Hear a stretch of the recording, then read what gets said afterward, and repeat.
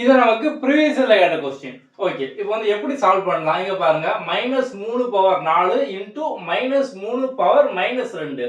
Okay, நமக்கு வந்து shades and indices இது வந்து ஒரு ஃபார்முலாவும் தெரியும். a power m into a power n equal to a power m plus n. அதாவது கீழே வந்து நமக்கு பேஸ் காமனா இருந்து பவர் வேற வேற இருக்கு அப்படின்னா இந்த பேஸை நம்ம காமனா போட்டுட்டு பவர் நம்ம வந்து கூட்டிடணும். இங்க அதுதானே, இங்க பேஸ் பாருங்க -3 -3 தான். அப்ப கீழே பேஸ் வந்து காமனா இருக்கு. அப்ப நம்ம -3 அப்படின்னு வந்து போட்டுடலாம்.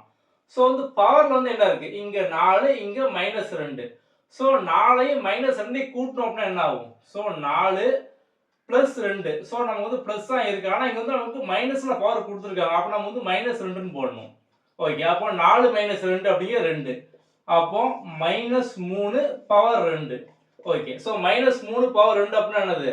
இந்த -3 ரெண்டு வாட்டி மல்டிபிள் பண்ணணும். -3 into -3. So 3 into 3 9. So minus into minus plus வந்து ஆயிரும்.